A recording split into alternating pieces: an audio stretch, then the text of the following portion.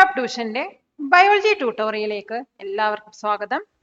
ഇന്നത്തെ ക്ലാസ്സിൽ നമ്മൾ പഠിക്കാൻ പോകുന്നത് ചാപ്റ്റർ 5 ഇമ്മ്യൂണിറ്റി ആൻഡ് ഹെൽത്ത് കെയറിൽ വരുന്ന ലെറ്റസ് അസസ് സെക്ഷനിലെ ക്വസ്റ്റ്യൻ ആൻസേഴ്സുകളാണ്.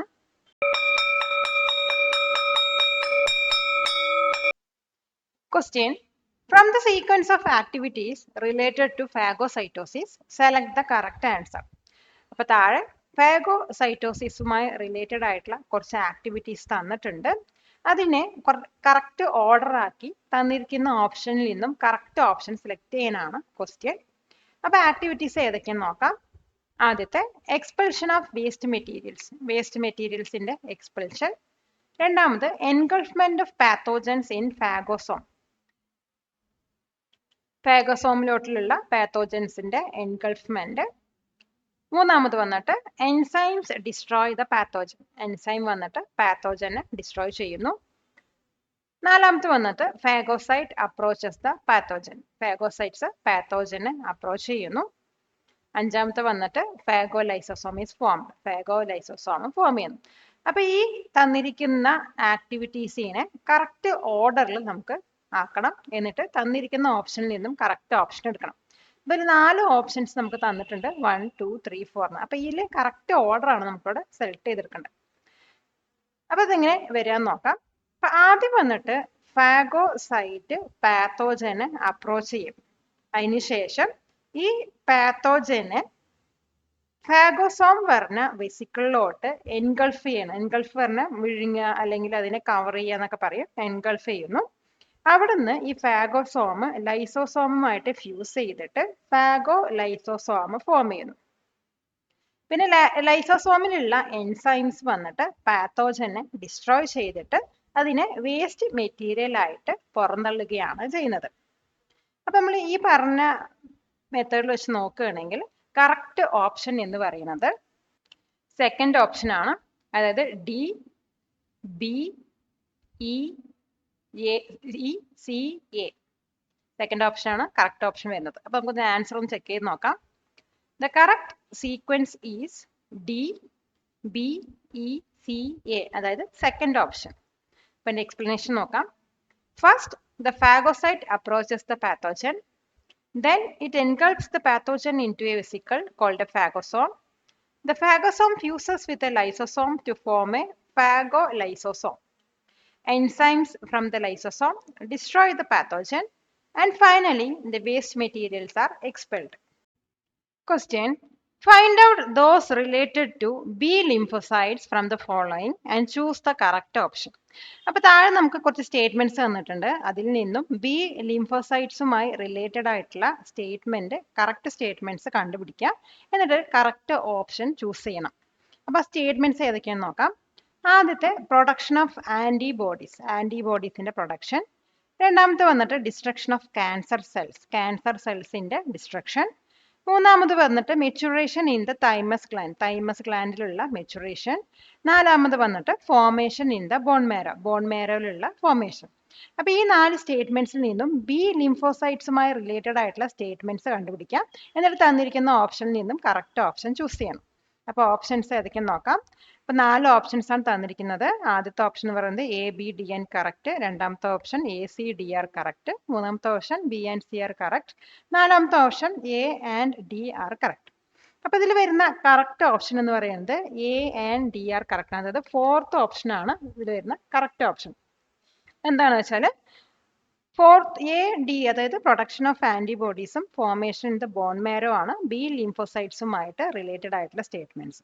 ബി ലിംഫോസൈറ്റ്സ് പറയുന്നത് ആന്റിബോഡീസിന്റെ പ്രൊഡക്ഷന് റെസ്പോൺസിബിൾ ആണ്. അതോടൊപ്പം തന്നെ ബോൺ മാരോയിലാണ് അവ ഫോം ചെയ്യുന്നതും അതുപോലെ തന്നെ മെച്യൂർ ആവുന്നതും. അതുപോലെ തന്നെ ഡിസ്ട്രക്ഷൻ ഓഫ് ക്യാൻസർ സെൽസും മെച്ചുറേഷൻ ഇൻ ദ തൈമസ് ഗ്ലാൻഡും വന്നിട്ട് ടി ലിംഫോസൈറ്റ്സുമായിട്ട് റിലേറ്റഡ് ആയിട്ടുള്ളതാണ്. അത് ബി ലിംഫോസൈറ്റ്സിൽ പെടില്ല. അതുകൊണ്ടാണ് ഓപ്ഷൻ 4 എ ആൻഡ് ഡി ആണ് കറക്റ്റ് എന്ന് പറയുന്നത്. അപ്പൊ ആൻസർ നോക്കാം. The correct option is 4 A and D are correct. Explanation: B lymphocytes are responsible for the production of antibodies. They are formed and also mature in the bone marrow. Destruction of cancer cells and maturation in the thymus gland are related to T lymphocytes. കൊടുക്കുന്നതോറും ഏറിടും വിദ്യ തന്നെ മഹാധനം. ഈ video ഉപകാരപ്പെട്ടുവെങ്കിൽ like ചെയ്യൂ, share ചെയ്യൂ. Question: Which of the following is the correct pair of phagocytes? തന്നിരിക്കുന്നവയിൽ നിന്നും ഏതാണ് ഫാഗോസൈറ്റ്സിന്റെ correct pair എന്ന് കണ്ടുപിടിക്കാം. അപ്പൊ അത് ഏതൊക്കെയാണെന്ന് നോക്കാം. ഒന്നാമത്തെ പെയർ എന്ന് പറയുന്നത് ഈസ്നോഫിലും ന്യൂട്രോഫിലാണ്. രണ്ടാമത്തത് ന്യൂട്രോഫിൽ മോണോസൈറ്റ്. മൂന്നാമത്തത് ബേസോഫിൽ ന്യൂട്രോഫിൽ. നാലാമത്തെ മോണോസൈറ്റും ലിംഫോസൈറ്റും. അപ്പൊ ഈ തന്നിരിക്കുന്നവയിൽ കറക്റ്റ് പെയർ ഓഫ് ഫാഗോസൈറ്റ്സ് എന്ന് പറയുന്നത് ന്യൂട്രോഫിലും മോണോസൈറ്റ് ആണ്. അപ്പൊ ഈ ഫാഗോസൈറ്റ്സ് എന്ന് പറഞ്ഞു കഴിഞ്ഞാൽ വൈറ്റ് ബ്ലഡ് സെൽസ് ആണ്. ഇത് പാത്തോജൻസിനെ എൻഗൾഫ് ചെയ്തിട്ട് ഡിസ്ട്രോയ് ചെയ്യുകയാണ് ചെയ്യുന്നത്. ഇപ്പൊ ന്യൂട്രോഫിൽസും മോണോസൈറ്റ്സും വന്നിട്ട് ബ്ലഡിലുള്ള ഫാഗോസൈറ്റിക് സെൽസിന്റെ രണ്ട് ടൈപ്പുകളാണ്. അപ്പൊ കറക്റ്റ് ഓപ്ഷൻ എന്ന് പറയുന്നത് അല്ലെങ്കിൽ കറക്റ്റ് പെയർ എന്ന് പറയുന്നത് ന്യൂട്രോഫിലും മോണോസൈറ്റ് ആണ്. മറ്റുള്ളവ അതായത് ലിംഫോസൈറ്റ്സ്, ഈസ്നോഫിൽസും ബേസോഫിൽസ് ഒക്കെ ഇമ്മ്യൂൺ സിസ്റ്റത്തിൽ മറ്റു ഫങ്ഷൻസുകൾ ചെയ്യുന്നവയാണ്. അപ്പൊ ഇതിന്റെ ആൻസർ നമുക്ക് എങ്ങനെ എഴുതാൻ നോക്കാം. The correct pair of phagocytes is neutrophil monocyte. Explanation: Phagocytes are white blood cells that engulf and destroy pathogens. Neutrophils and monocytes are the main types of phagocytic cells in the blood. Lymphocytes, eosinophils, and basophils have other functions in the immune system. Question: Analyze the given table and find the one in which both the statement and the reason are correct. അപ്പോൾ തന്നിരിക്കുന്ന table analyse ചെയ്യുക. അപ്പോൾ താഴെ table തന്നിട്ടുണ്ട്. ഇതിനകത്ത് സ്റ്റേറ്റ്മെന്റും തന്നിട്ടുണ്ട്, റീസണും തന്നിട്ടുണ്ട്. അപ്പോൾ സ്റ്റേറ്റ്മെന്റും റീസണും കറക്റ്റ് ആയിട്ടുള്ള ഓപ്ഷനാണ് നമ്മളിവിടെ സെലക്ട് ചെയ്യേണ്ടത്. ഇപ്പൊ ഇതില് സ്റ്റേറ്റ്മെന്റും റീസണും നമുക്ക് വായിക്കാം. അപ്പൊ ആദ്യത്തെ എന്ന് പറയുന്നത് thymus gland has a role in the defence of cancer എന്നാണ്. തൈമസ് ഗ്ലാൻഡിന് ക്യാൻസർ ഡിഫെൻഡ് ചെയ്യുന്നതിൽ ഒരു റോൾ തന്നെയുണ്ട്. അതിന്റെ റീസൺ എന്ന് പറയുന്നത് B lymphocyte mature in the thymus gland. Thymus ഗ്ലാൻഡിലാണ് ബി ലിംഫോസൈറ്റ്സ് മെച്ചുവർ ആവുന്നത്. അതിൽ റീസൺ തെറ്റാണ്. ബി ലിംഫോസൈറ്റ് വന്നിട്ട് മെച്ചുവർ ആവുന്നത് എവിടെയാണ്? നമ്മൾ നേരത്തെ ക്വസ്റ്റ്യനിൽ പഠിച്ചിരുന്നു. അത് വന്നിട്ട് ബോൺ മാരോയിലാണ് മെച്ചുവർ ആവുന്നത്. Next, blood clotting is A defence mechanism. Blood clotting എന്ന് പറയുന്നത് ഡിഫൻസ് മെക്കാനിസം ആണ്. Prevents the flow of blood as well as blocks the entry of pathogens when there is a wound. നമ്മുടെ കയ്യിലോ കാലിലൊക്കെ മുറി ഉണ്ടാവുന്ന സമയത്ത് ഇത് വന്നിട്ട് ഫ്ലോ ഓഫ് ബ്ലഡിനെ പ്രിവെന്റ് ചെയ്യും. അതുപോലെ തന്നെ പാത്തോജൻസ് അതിലോട്ട് എൻ്റർ ചെയ്യുന്നത് ബ്ലോക്ക് ചെയ്യും. അപ്പൊ ഇത് സ്റ്റേറ്റ്മെന്റും റീസണും രണ്ടും കറക്റ്റ് ആണ്. അപ്പൊ നമുക്ക് ഇപ്പൊ തന്നെ ആൻസർ കിട്ടിയില്ലേ. പിന്നെ വരുന്നത് മൂന്നാമത്തെ ഓപ്ഷനാണ് fever occurs during infection. Infection ഉണ്ടായിക്കഴിഞ്ഞാൽ ഫീവർ ഉണ്ടാവുന്നു. Antibodies rise the body temperature. Antibodies വന്നിട്ട് ബോഡിയിലെ ടെമ്പറേച്ചർ റൈസ് ചെയ്യുന്നു. നാലാമത്തെ വന്നിട്ട് thromboplastin is involve in the process of blood clotting. Blood clotting പ്രോസസ്സിൽ ത്രോംബോപ്ലാസ്റ്റിൻ ഇൻവോൾവ് ആണെന്ന്. Thromboplastin converts fibrinogen into fibrin threads. Thromboplastin വന്നിട്ട് ഫൈബ്രിനോജനെ ഫൈബ്രിൻ ത്രെഡ്സ് ആയിട്ട് കൺവേർട്ട് ചെയ്യുന്നു. അപ്പൊ നമുക്ക് തന്നിരിക്കുന്ന സ്റ്റേറ്റ്മെന്റും റീസണിലും രണ്ടും കറക്റ്റ് ആയിട്ട് വരുന്നത്, അത് സ്റ്റേറ്റ്മെന്റും റീസണും രണ്ടും കറക്റ്റ് ആയിട്ട് വരുന്നത് ഓപ്ഷൻ 2 ആണ്. അപ്പൊ ഇതിന്റെ ആൻസർ നമുക്ക് നോക്കാം. The correct option is 2.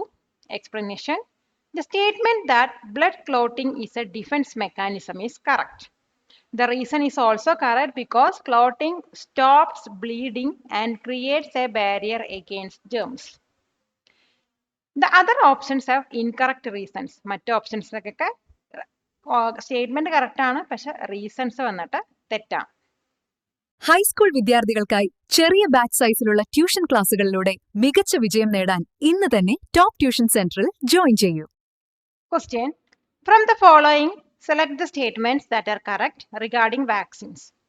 വാക്സിൻസിനെ കുറിച്ചിട്ടുള്ള തന്നിരിക്കുന്ന സ്റ്റേറ്റ്മെന്റ്സിൽ നിന്നും കറക്റ്റ് സ്റ്റേറ്റ്മെന്റ് സെലക്ട് ചെയ്താൽ എടുക്കാനാണ് പറഞ്ഞിരിക്കുന്നത്. അപ്പൊ സ്റ്റേറ്റ്മെന്റ്സ് ഏതൊക്കെയാണെന്ന് നോക്കാം. Vaccines act as antigens. Vaccines വന്നിട്ട് ആന്റിജൻസ് ആയിട്ട് ആക്ട് ചെയ്യുന്നു. The immunity produced by the vaccine is innate immunity. Vaccine മൂലം പ്രൊഡ്യൂസ് ചെയ്യുന്ന ഇമ്മ്യൂണിറ്റി വന്നിട്ട് ഇനാറ്റ് ഇമ്മ്യൂണിറ്റി ആണ്. ഇനാറ്റ് പറഞ്ഞാൽ നാച്ചുറൽ ആയിട്ട് കിട്ടുന്ന ഇമ്മ്യൂണിറ്റി ആണെന്ന്. Third one, vaccine help to produce antibodies against pathogens. പാത്തോജൻസിന് എഗെയിൻസ്റ്റ് ആയിട്ടുള്ള ആന്റിബോഡീസ് പ്രൊഡ്യൂസ് ചെയ്യാൻ വാക്സിൻ ഹെൽപ്പ് ചെയ്യുന്നു. നാലാമത്തെ സ്റ്റേറ്റ്മെന്റ് നോക്കാം. All vaccines contain deactivated pathogens. എല്ലാ വാക്സിനകത്തും പാത്തോജൻസിനെ ഡീആക്ടിവേറ്റ് ചെയ്യാനുള്ളത് ഉണ്ട് എന്നാണ്. അപ്പൊ ഇതിൽ വരുന്ന കറക്റ്റ് സ്റ്റേറ്റ്മെന്റ്സ് എന്ന് പറയുന്നത് ഒന്നാമത്തെയും മൂന്നാമത്തെയാണ്, അതായത് വാക്സിൻ ആക്ട് ആസ് ആന്റിജൻസും അതുപോലെ vaccine help to produce antibodies against പാത്തോജൻസും ആണ്. അപ്പോൾ ഇവിടെ വരുന്ന കറക്റ്റ് സ്റ്റേറ്റ്മെന്റ് ഏതൊക്കെയാണെന്ന് നോക്കാം. The correct statements are vaccine act as antigens, vaccine help to produce antibodies against pathogens. ഇനി മറ്റ് രണ്ട് ഓപ്ഷൻസ് എന്തുകൊണ്ടാണ് തെറ്റാണെന്ന് പറയുന്നത് നോക്കാം. The immunity from vaccine is acquired and not innate. അതായത് വാക്സിനിൽ നിന്നും കിട്ടുന്ന ഇമ്മ്യൂണിറ്റി എന്ന് പറയുന്നത് അക്വേർഡ് ഇമ്മ്യൂണിറ്റി ആണ്, അത് നാച്ചുറൽ ആയിട്ട് വരുന്നതല്ല. And not all vaccines contain deactivated pathogens. എല്ലാ വാക്സിനകത്തും ഡീആക്ടിവേറ്റഡ് പാത്തോജൻസ് ഉണ്ടാവില്ല. Some contains weakened pathogens or just part of them. ചിലതിൽ വന്നിട്ട് വീക്കൻഡ് ആയിട്ടുള്ള പാത്തോജൻസ് ആണ് ഉണ്ടാവുക, അല്ലെങ്കിൽ അതിന്റെ ഒരു പാർട്ടാണ് ഉണ്ടാവുക. Question. The following text is from a placard prepared in connection with World AIDS Day. Change ourselves, change the perspectives. Evaluate the text on the placard based on the following indicators. അപ്പോൾ world AIDS ഡേയുമായി ബന്ധപ്പെട്ടുള്ള ഒരു പ്ലക്കാർഡിലെ text ആണ് change our self, change the perspectives. അപ്പോൾ താഴെ തന്നിരിക്കുന്ന ഇൻഡിക്കേറ്റേഴ്സിന്റെ അടിസ്ഥാനത്തിൽ ഈ പ്ലക്കാർഡിലുള്ള ടെക്സ്റ്റ് ഇവാലുവേറ്റ് ചെയ്യാനാണ് പറയുന്നത്. അപ്പോൾ ആദ്യത്തെ ഇൻഡിക്കേറ്റർ എന്താണെന്ന് നോക്കാം. Social responsibility to stop the disease. Disease stop ചെയ്യാനുള്ള സോഷ്യൽ റെസ്പോൺസിബിലിറ്റി. അപ്പോൾ ഈ പ്ലക്കാർഡ് വന്നിട്ട് സോഷ്യൽ റെസ്പോൺസിബിലിറ്റി ആണ് എൻകറേജ് ചെയ്യുന്നത്. അപ്പോൾ ഇതിലൂടെ ജനങ്ങളോട് ആവശ്യപ്പെടുന്നത് എന്താണെന്ന് വെച്ചാൽ എയ്ഡ്സ് സ്പ്രെഡ് ചെയ്യാൻ പ്രിവെന്റ് ചെയ്യുന്നതിൽ ജനങ്ങളുടെ ബിഹേവിയർ ചേഞ്ച് ചെയ്യാനാണ്. അതായത് ഈ എയ്ഡ്സ് ട്രാൻസ്മിഷനെ കുറിച്ചിട്ട് നല്ല എഡ്യൂക്കേറ്റ് ആവാനും അതുപോലെ തന്നെ അതിന് വേണ്ടിയിട്ടുള്ള പ്രിക്കോഷനും എടുക്കാനാണ് ഈ പ്ലക്കാർഡ് മൂലം പറയുന്നത്. പിന്നെ ആൻസർ നമുക്ക് എങ്ങനെ എഴുതാൻ നോക്കാം. The placard encourages social responsibility by asking people to change their behavior to prevent the spread of AIDS. This means being educated about transmission and taking precautions. ഇനി അടുത്ത ഇൻഡിക്കേറ്റർ എന്താണെന്ന് നോക്കാം. Approach toward those affected by the disease. അപ്പോൾ ഈ AIDS disease effect ചെയ്ത ജനങ്ങളോടുള്ള approach. ഇപ്പോൾ ഒരു പ്ലക്കാർഡിനകത്ത് എന്താ ആവശ്യപ്പെടുന്നത് വെച്ചാൽ നമ്മുടെ പെർസ്പെക്റ്റീവ് ചേഞ്ച് ചെയ്യാനാണ്. അതായത് എയ്ഡ്സ് ബാധിച്ച ജനങ്ങളോട് കമ്പാഷനോട് കൂടിയും അതുപോലെ സപ്പോർട്ടോടു കൂടിയാണ് ട്രീറ്റ് ചെയ്യേണ്ടത് എന്നാണ്. അതായത് നമ്മൾ അവരിനെ സൊസൈറ്റിയിൽ നിന്നും മാറ്റി നിർത്തരുത് എന്നാണ് ഇതിലൂടെ നമ്മളെ അറിയിക്കുന്നത്. അപ്പം ആൻസർ നമുക്ക് എങ്ങനെ എഴുതാൻ നോക്കാം. It asks for a change in perspective, which means we should treat people with AIDS with compassion and support. We should not discriminate against them or isolate them from society. Subscribe to this channel for more videos like this. Question. Analyze the table showing certain pathogens in an area and the number of people affected by them and answer the questions. അപ്പോൾ താഴെ ഒരു table തന്നിട്ടുണ്ട്. അതിനകത്ത് കുറച്ച് പാത്തോജൻ്റെ പേരും അതുപോലെ തന്നെ അതുമൂലം എഫക്ട് ചെയ്ത ജനങ്ങളുടെ എണ്ണവും തന്നിട്ടുണ്ട്. അപ്പോൾ ഇതൊരു ഏരിയയിലത്തെ സർട്ടൻ പാത്തോജൻസ് ആണ് ലിസ്റ്റ് ചെയ്തിരിക്കുന്നത്. അപ്പോൾ ഇതിൻ്റെ അടിസ്ഥാനത്തിൽ നമുക്ക് കുറച്ച് ക്വസ്റ്റ്യൻസ് തന്നിട്ടുണ്ട്, അതിന് ആൻസർ ചെയ്യാനാണ് പറഞ്ഞിരിക്കുന്നത്. അപ്പോൾ ആദ്യത്തെ ക്വസ്റ്റ്യൻ എന്താണെന്ന് നോക്കാം.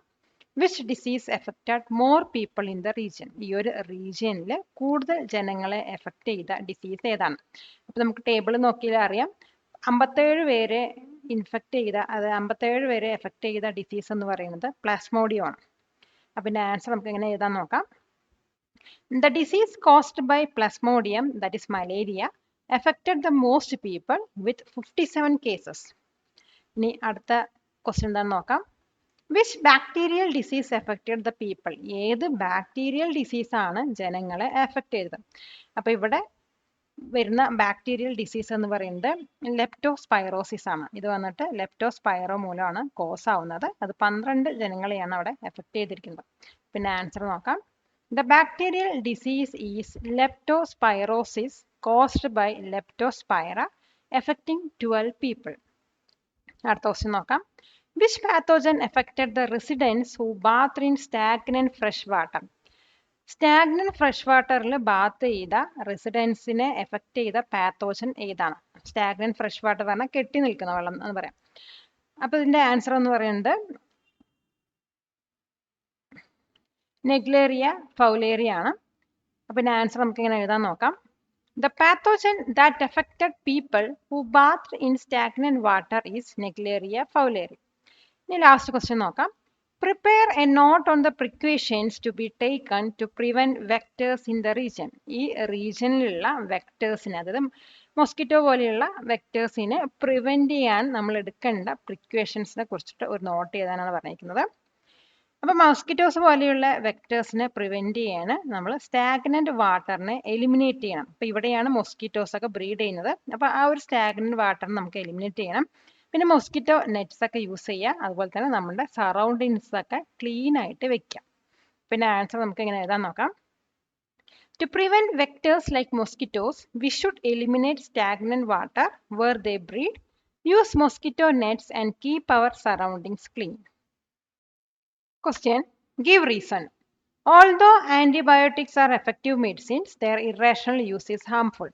അപ്പോൾ ആൻറ്റിബയോട്ടിക്സ് എന്ന് പറയുന്നത് എഫക്റ്റീവ് ആയിട്ടുള്ള മെഡിസിൻ ആണെങ്കിലും അത് കാരണമില്ലാതെ യൂസ് ചെയ്ത് കഴിഞ്ഞാൽ ഹാംഫുൾ ആണെന്ന് പറയാനുള്ള റീസൺ എന്താണ്? ഇപ്പം ആൻറ്റിബയോട്ടിക്സ് നമ്മൾ ഒരു കാരണമില്ലാതെ എടുത്തു കഴിഞ്ഞാൽ കുറേ പ്രോബ്ലംസ് ഉണ്ടാവാനുള്ള ചാൻസ് ഉണ്ട്. അതായത് അലർജിക് റിയാക്ഷന്, ഡൈജസ്റ്റീവ് ഇഷ്യൂസ് പോലെയുള്ള സൈഡ് എഫക്ട്സ് ഒക്കെ നമുക്കുണ്ടാവും.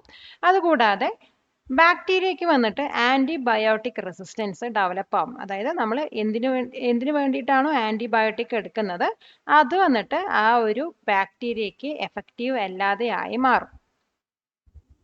അപ്പം ആൻസർ നമുക്ക് എങ്ങനെ എഴുതാൻ നോക്കാം. The improper use of antibiotics can cause several problems. It can lead to side effects like digestive issues and allergic reactions. Most importantly, it can cause bacteria to develop antibiotic resistance. This means the antibiotics will no longer be effective in treating infections caused by those bacteria. Palakkad നിവാസികളെ ഞങ്ങളുടെ class room ട്യൂഷനിലേക്ക് സ്വാഗതം ചെയ്യുന്നു. മറ്റൊരു വീഡിയോയുമായി വീണ്ടും കാണാം.